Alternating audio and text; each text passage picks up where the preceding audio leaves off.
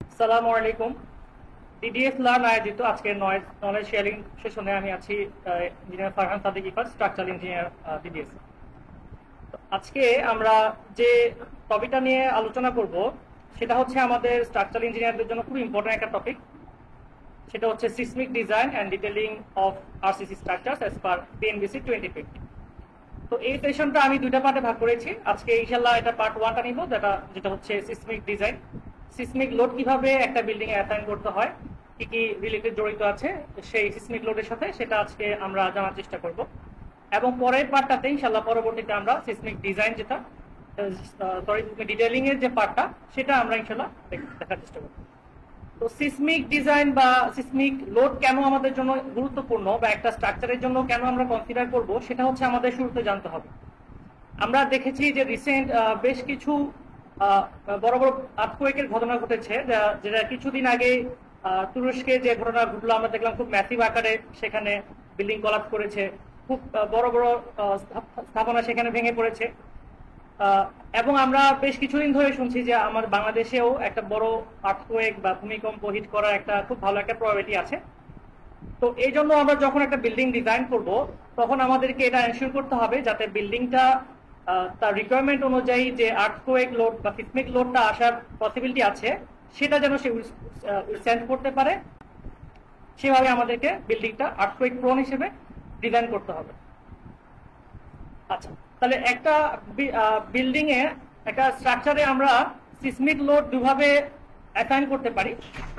প্রথমটা হচ্ছে আমাদের ইকুইভ্যালেন্ট স্ট্যাটিক মেথড হিসেবে আমরা ক্যালকুলেশন করতে পারি, এবং দ্বিতীয় হচ্ছে ডায়নামিক অ্যানালাইসিস করে করতে পারি। ইকুইভ্যালেন্ট স্ট্যাটিক মেথডটা হচ্ছে এখানে কিছু ফর্মুলা দেওয়া আছে, ওই ফর্মুলার ভিত্তিতে বিভিন্ন কোএফিসিয়েন্ট বিভিন্ন প্যারামিটার ক্যালকুলেট করে তার বেসিসে আমাদের বেড শিয়ারটা ক্যালকুলেট করতে হয়। তো বিল্ডিং এর বেড শিয়ারটা হচ্ছে, আমরা জানি যে সিসমিক লোডটা হচ্ছে একটা ইনার্শিয়াল ফোর্স। আমরা যখন ছোটকালে স্কুলে ছিলাম তখন আমরা নিউটনের ফর্মুলা থেকে জেনেছি যে force equal to mass into acceleration, F equals to M A. Same ফোর্সটাই হচ্ছে আমাদের আর্থকোয়েকের ক্ষেত্রে অ্যাপ্লিকেবল।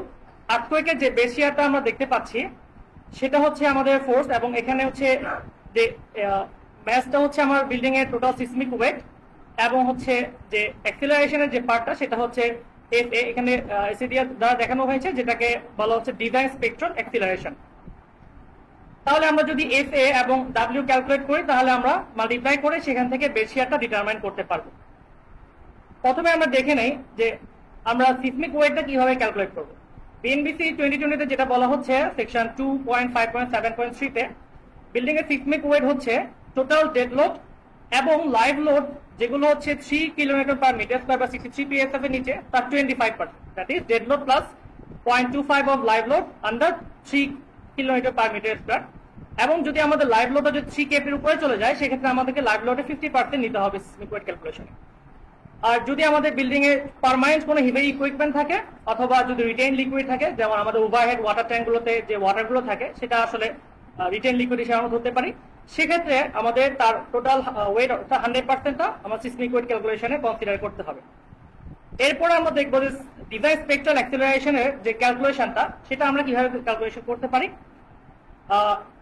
এখানে যে ফর্মুলা দেওয়া আছে আমরা দেখছি স্ক্রিনে, সেটা হচ্ছে 2/3 ZI/R ইন্টু CS। আচ্ছা, এখানে জেডটা হচ্ছে আমাদের জোন কোএফিসিয়েন্ট।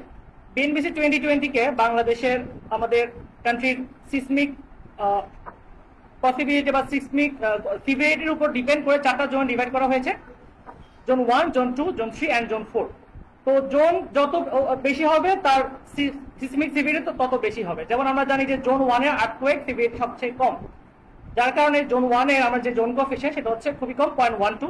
জোন 2 তে হচ্ছে 0.2, জোন 3 তে হচ্ছে 0.28 এবং জোন 4 এ হচ্ছে 0.36। তা আমরা দেখতে পাচ্ছি যে আমাদের নর্দার্ন যে পার্টটা, নর্দার্ন ইস্ট পোর্শনটা, সিলেটের সেদিকে যে পোর্শনটা, সেটা হচ্ছে আমাদের জোন 4 এর মধ্যে পড়েছে। তো এই অঞ্চলগুলো যখন আমরা বিল্ডিং গুলো ডিজাইন করবো সেক্ষেত্রে আমাদের স্পেশাল কেয়ার নিয়ে ডিজাইন করতে হবে, এবং ডিটেলিং গুলো যাতে আমাদের কোড অনুযায়ী ফুলফিল করে সেটাও খেয়াল করতে হবে। তাহলে জোন কোএফিসিয়েন্টটা আমরা এখান থেকে পাচ্ছি, এবং ইম্পর্টেন্স যে ফ্যাক্টরটা সেটা আমরা নিতে পারি হচ্ছে বিএনবিসির এই টেবিলটা থেকে, যেখানে অকুপেন্সি ক্যাটাগরির উপর বেস করে আমাদের ইম্পর্টেন্ট ফ্যাক্টরের ভ্যালুগুলো দেওয়া আছে। যদি আমার অকুপেন্সি 1 2 হয় সেক্ষেত্রে ইম্পোর্টেন্স ফ্যাক্টর হবে 1, 3 এর ক্ষেত্রে 1.25 এবং 4 এর ক্ষেত্রে হচ্ছে 1.5। পরবর্তীতে আমরা আর যেটা রেসপন্স মডিফাইড ফ্যাক্টর সেটা নিয়ে একটু পরে ডিসকাশন করছি। আচ্ছা, এখানে আমাদের সিএসটা হচ্ছে আমাদের নরমালাইজ অ্যাক্সেলারেশন রেসপন্স ফ্যাক্টর, সেটাও ক্যালকুলেট করা কিছু ফর্মুলা এখানে দেওয়া আছে। আচ্ছা, আমাদের যে ডিজাইন ফ্যাক্টর অ্যাক্সেলারেশনটা সেটা একটা মিনিমাম ভ্যালু দেওয়া আছে। যদি আমাদের ক্যালকুলেশনে কখনো আচ্ছা, ডিজাইন মিনিমাম ভ্যালুটা হচ্ছে 0.67 বিটা জেড আইএস। তো এখানে বিটার ভ্যালুটা কোড করে দিয়েছে যে 0.11 হবে, জেডটা হচ্ছে আমার জোন কোএফিশিয়েন্ট যেটা একটু আগে আমি দেখেছি, আই হচ্ছে ইম্পর্টেন্স ফ্যাক্টর এবং এস হচ্ছে সয়েল ফ্যাক্টর। আমাদের যদি কখনো ক্যালকুলেশনে এফ এর ভ্যালু এই 0.67 বিটা জেড আইএস এর চেয়েও কম আসে সেক্ষেত্রে আমাদেরকে 0.67 beta Z IS tie consider করতে হবে, এর নিচে আমরা যেতে পারবো না। সিএস যেটা নরমালাইজ অ্যাক্সেলারেশন রেসপন্স স্পেকট্রাম, সেটা ক্যালকুলেট করার কিছু ফর্মুলা এখানে দেওয়া আছে। যে এখানে আমরা বিভিন্ন 4টা প্যারামিটারে 4টা ফর্মুলা দেখছি। যদি আমাদের আমাদের যে বিল্ডিং পিরিয়ডের ডিফিনিশনটা আমি একটু দিয়ে আসি। বিল্ডিং পিরিয়ডটা হচ্ছে আমাদের একটা ফান্ডামেন্টাল পিরিয়ড, যে আর্থকোয়েক আসলে আমাদের বিল্ডিংটা কত কি যে টাইম পিরিয়ড নিয়ে সে অসিলেট করবে সেটা হচ্ছে তার টাইম পিরিয়ড। বিল্ডিং পিরিয়ডটা আমরা ডিটারমাইন করতে পারি বিএনবিসি 2020 এর সেকশন 2.5.7.2 অনুযায়ী, যেখানে যে ফর্মুলাটা দেওয়া হয়েছে সেটা হচ্ছে T equal to CT into HN to the power M. CT এবং এইচএন এর যে ভ্যালুগুলো সেটা হচ্ছে আমাদের টেবল 6.2.20 দেওয়া আছে। এখানে 4টা ক্যাটাগরিতে ডিভাইড করা হয়েছে। যদি আমাদের কংক্রিট মোবাইল রেসিং ফ্রেম হয় সেক্ষেত্রে আমরা সিটি ভ্যালু কনসিডার করবো 0.0466 এবং এম হচ্ছে 0.9। স্টিলের ক্ষেত্রে আমরা কনসিডার করবো হচ্ছে 0.0724 0.8। ইসেন্ট্রিক্যাল বেস স্টিল ফ্রেম যদি হয় সেক্ষেত্রে 0.0731 0.75। আর যদি অন্য যে কোনো স্ট্রাকচার যেমন আমরা যদি ডুয়েল ফ্রেম সেক্ষেত্রে হবে 0.0488 এবং 0.075। তো এই ফর্মুলা এই ভ্যালুগুলো ইউজ করে এবং এই ফর্মুলাটা ইউজ করে আমরা এখান থেকে বিল্ডিং পিরিয়ড যেটা সেটা ক্যালকুলেট করতে পারবো। এবং এখানে বিল্ডিং পিরিয়ডটাকে আমরা কম্পেয়ার করব হচ্ছে টিবি, টিসি এবং টিডি এর সাথে, কারণ আমরা এখানে দেখতে পাচ্ছি যে আমার 6.2.35 এ বি সি ডি যে 4টা ফর্মুলা সেটা হচ্ছে মেনলি আমার টি এর উপর বেস করে, যে আমার টি যদি 0 থেকে টিবি এর মধ্যে থাকে সেক্ষেত্রে আমরা ফার্স্ট ইকুয়েশনটা ইউজ করব। যদি আমার টিবি থেকে টিসি এর মধ্যে হয় সেক্ষেত্রে সেকেন্ডটা, যদি টিসি থেকে টিডি এর মধ্যে হয় সেক্ষেত্রে থার্ডটা, এবং যদি টিডি 4 সেকেন্ডের মধ্যে হয় সেক্ষেত্রে আমরা ফোর্থ ইকুয়েশনটা দ্যাট ইজ 6.2.35 ডি ইকুয়েশনটা ইউজ করব। আচ্ছা, টিবি, টিসি এবং টিডি এই ভ্যালুগুলো আমরা নিতে পারবো হচ্ছে আমাদের বিএনবিসি এর টেবল 6.2.16 থেকে, যেখানে সয়েল টাইপের উপর বেস করে আমার টিবি, টিসি এবং টিডি ভ্যালু দেওয়া আছে। যেমন আমরা যদি ফর এক্সাম্পল বলি, যদি আমাদের সয়েল টাইপ যদি এসসি হয় সেখানে আমরা দেখতে পাচ্ছি আমাদের সয়েল ফ্যাক্টরটা আসবে 1.15, টিবি 0.2, টিসি 0.6 এবং টিডি হচ্ছে 2 সেকেন্ড। আমরা এখানে দেখতে পাচ্ছি টিডি হচ্ছে যেটা লং টাইম পিরিয়ড বলতেছি আমরা, সেটা হচ্ছে 2 সেকেন্ড সবগুলোর জন্যই। টিবি, টিসিটা আমার সয়েল টাইপের উপর বেস করে ভ্যারি করছে। এবং আমরা এখানে সিএস এর ইকুয়েশনে একটা টার্ম দেখছি সেটা হচ্ছে ইটা। ইটাকে বলা হচ্ছে damping factor, damping correction factor. Normally হচ্ছে আমাদের যদি আমরা যদি 5% ভিস্কা ড্যাম্পিং নিয়ে কাজ করি সেক্ষেত্রে আমাদের ইটার ভ্যালুটা হবে আমরা 1 কনসিডার করব। তাহলে এই ভ্যালুগুলো that is F, T, TB, TD, eta, এই ফর্মুলা ভ্যালুগুলো ইউজ করে আমরা এখান থেকে সিএসটা ক্যালকুলেট করব, যে আমাদের এখানে কোনটার মধ্যে পড়ছে সেটা অনুযায়ী সিএস ক্যালকুলেট করে এরপরে হচ্ছে আমরা এখানে সিএস এর ফর্মুলা বসিয়ে আমরা এসিটা পাবো। সেক্ষেত্রে একটা আমাদের ইম্পর্টেন্ট টার্ম বাকি রয়েছে সেটা হচ্ছে রেসপন্স রিডাকশন ফ্যাক্টর। সেটা এখন আমরা দেখবো সেটা ভ্যালুটা আমরা কিভাবে পেতে পারি।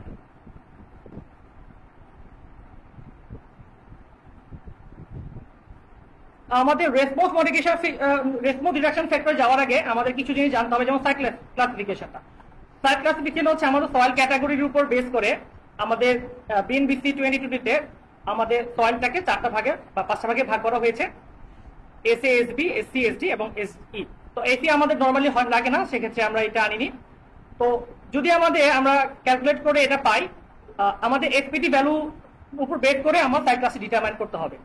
এসপিটি ভ্যালু আমরা যেটা পাবো, আমরা 30 মিটার পর্যন্ত সেই ভ্যালুগুলোকে হারমোনিক এভারেজ করে নেব। সেই এভারেজটা যদি আমার গ্রেটার দেন 50 হয় সেক্ষেত্রে আমরা এফবি কনসিডার করতে পারি সয়েলটাকে। আর যদি সেই এভারেজ ভ্যালুটা 15 থেকে 50 এর মধ্যে হয় সেক্ষেত্রে আমার সাইট ক্লাস হবে এসসি, আর যদি 50 চেয়ে কম হয় সেক্ষেত্রে আমাদের সাইট ক্লাস হবে এসডি। পরবর্তী যে টেবিল 6.2.18 সেখানে আমরা দেখতে পাচ্ছি আমাদের সাইট ক্লাস এবং জোনের উপর বেস করে এবং ক্যাটাগরির উপর বেস করে আমার সিসমিক ডিজাইন ক্যাটাগরিটা ডিটারমাইন করা হয়েছে। ফর এক্সাম্পল আমি যদি বলি যে আমরা একটা ঢাকাতে একটা বিল্ডিং করবো যেটা জোন 2 তে পড়েছে এবং তার সাইট ক্লাস যদি এসসি হয় সেক্ষেত্রে এবং অকুপেন্সি ক্যাটাগরি যদি 2 হয় সেক্ষেত্রে আমরা দেখতে পাচ্ছি যে আমার সিসমিক ডিজাইন ক্যাটাগরি যেটা সেটা আসবে হচ্ছে সি। সিসমিক ডিজাইন ক্যাটাগরিটা আমরা কাজে লাগাতে পারবো হচ্ছে এই আমাদের বিল্ডিং এর সিসমিক ফোর্স রেসিং সিস্টেমটা ডিটারমাইন করার জন্য। আমরা বিএনবিসি টেবিল 6.2.19 দেখতে পাচ্ছি আমাদের বেশ কিছু এখানে আমাদের বিল্ডিং ফ্রেমিং সিস্টেম বা সিসমিক ফোর্স রেসিং সিস্টেম দেওয়া হয়েছে। যেমন প্রথমে আমরা যেটা দেখতে পাচ্ছি বেয়ারিং ওয়াল সিস্টেম, যেটা হচ্ছে যেখানে কোনো শিয়ার ওয়াল থাকবে, কোনো ফ্রেম থাকবে না, শুধুমাত্র শিয়ার ওয়াল থাকবে। শিয়ার ওয়ালটাই আমাদের টোটাল গ্র্যাভিটি লোড এবং হচ্ছে ল্যাটারাল লোডটা রেজিস্ট করবে, সেটা হচ্ছে বেয়ারিং ওয়াল সিস্টেম। এরপর আমরা দেখতে পাচ্ছি যে বিল্ডিং ফ্রেম সিস্টেম। তো আমাদের আরসি বিল্ডিং এ আমরা নরমালি হচ্ছে যখন ডিজাইন করি সেখানে তখন বেয়ারিং ওয়াল সিস্টেম অথবা হচ্ছে বিল্ডিং এর ফ্রেম সিস্টেমটা আমাদের এখানে কাজে লাগে না। আমাদের জন্য যেটা আমরা সবচেয়ে বেশি ব্যবহার করি সেটা হচ্ছে মোমেন্ট রেজিস্টিং ফ্রেম সিস্টেমটা। তো মোমেন্ট রেজিস্টিং ফ্রেম সিস্টেমটা আমাদের আরসিসির ক্ষেত্রে হচ্ছে 3টা ভাগে ভাগ করা হয়েছে: special reinforced concrete moment frame, intermediate reinforced concrete moment frame এবং ordinary reinforced concrete moment frame. আচ্ছা, আমরা এখানে কোনটা আমরা ডিটারমাইন করব বা সেটা বুঝতে পারবো হচ্ছে আমাদের হাইট লিমিট থেকে। যেমন আমরা দেখতে পাচ্ছি যে আমরা যদি নাম্বার 4 এ আসি, নাম্বার 4 এ আমরা দেখতে পাচ্ছি যে আমাদের seismic design category B C D কোনটাতে আমার কোনো হাইট লিমিট নাই। তার মানে আমরা যে কোনো প্লেসে বা যে কোনো কন্ডিশনের ক্ষেত্রে আমরা স্পেশাল রিইনফোর্সড কংক্রিট মোমেন্ট ফ্রেমটা ইউজ করতে পারবো। এরপর যে ইন্টারমিডিয়েট মোমেন্ট ফ্রেম, সেক্ষেত্রে আমরা দেখতে পাচ্ছি যে আমাদের সিসমিক ডিজাইন ক্যাটাগরি যদি এসডি হয় সেক্ষেত্রে আমরা ইন্টারমিডিয়েট মোমেন্ট ফ্রেমটা পারমিটেড না। আর আমাদের যে পরবর্তী ওএমআরএফ অর্থাৎ অর্ডিনারি মোমেন্ট ফ্রেম, সেক্ষেত্রে আমরা দেখতে পাচ্ছি শুধুমাত্র সিসমিক ডিজাইন ক্যাটাগরি বি তে পারমিটেড এবং সিসমিক ক্যাটাগরি সি এবং ডি তে আমাদের ওএমআরএফটা আমরা কনসিডার করতে পারবো না। এরপর আমরা অনেক সময় ডুয়াল সিস্টেম কনসিডার করে থাকি। যদি আমাদের ডুয়াল সিস্টেমটা আমাদের স্পেশাল মোমেন্ট ফ্রেম হয় সেক্ষেত্রে আমরা দেখতে পাচ্ছি যে আমাদের special moment frame with special shear ওয়ালের ক্ষেত্রে আমাদের কোনো হাইট লিমিট নেই, যে কোনো সিসমিক ডিজাইন ক্যাটাগরিতে আমরা ডিজাইন করতে পারবো। আর যদি আমরা ডুয়াল সিস্টেমটা আমাদের ফ্রেমটাকে যদি আমরা আইএমআরএফ কনসিডার করি সেক্ষেত্রে আমাদের, আর যদি আমরা ওয়ালগুলো স্পেশাল রিইনফোর্সড কংক্রিট শিয়ার ওয়াল হয় সেখানে আমরা দেখতে পাচ্ছি যে আমাদের 50 মিটার পর্যন্ত হাইট লিমিট দেওয়া আছে। 50 মিটারের উপরে গেলে আমরা এই আমার ডুয়াল সিস্টেমের ক্ষেত্রে মোমেন্ট ফ্রেমগুলোকে আইএমআরএফ কনসিডার করতে পারবো না, সেক্ষেত্রে আমাদেরকে এসএমআরএফ কনসিডার করতে হবে। আচ্ছা, তাহলে আমরা এখান থেকে এই টেবিল থেকে আমরা সিসমিক ফোর্স রেসিং সিস্টেমটা প্রথমে সিলেক্ট করব। সেটার উপর বেস করে আমরা এখানে response reduction factor, system overstrength factor, deflection amplification ফ্যাক্টরটা আমরা এখান থেকে ডিটারমাইন করতে পারবো। তাহলে আমরা এখান থেকে এই টেবিলটা থেকে রেসপন্স রিডাকশন ফ্যাক্টরের যে ভ্যালুগুলো পাচ্ছি সেটা যদি আমরা একটু খেয়াল করি যে আমাদের স্পেশালের ক্ষেত্রে, স্পেশাল মোমেন্ট ফ্রেমের ক্ষেত্রে আমাদের আর এর ভ্যালুটা হচ্ছে 8, আইএমআরএফ এর ক্ষেত্রে 5 এবং অর্ডিনারি মোমেন্ট ফ্রেমের ক্ষেত্রে সেটা হচ্ছে 3। তো আমরা দেখতে পাচ্ছি নরমালি আমরা জানিয়েছি আমরা যত বিল্ডিংটাকে স্পেশাল বা হচ্ছে আর্থকোয়েক রেজিস্টিং হিসেবে তৈরি করবো তার ডাক্টিলিটি তত বাড়বে। কারণ হচ্ছে আমরা যে সিসমিক স্পেশাল মোমেন্ট ফ্রেমের ক্ষেত্রে আমাদের যে পরিমাণ রিকোয়ারমেন্ট অনুযায়ী আমাদের যে পরিমাণ ল্যাটার স্ট্রেন দরকার হয় বা আমাদের বিমে বা কলামে যে পরিমাণ টাই দরকার হয় তার কারণে আমাদের বিল্ডিং গুলো যথেষ্ট ডাক্টাইল থাকে, যার কারণে একটা রিডেন্ডেন্সি পাওয়া যায়, যার কারণে হচ্ছে আমাদের আর এর ফ্যাক্টরটা সবচেয়ে বেশি।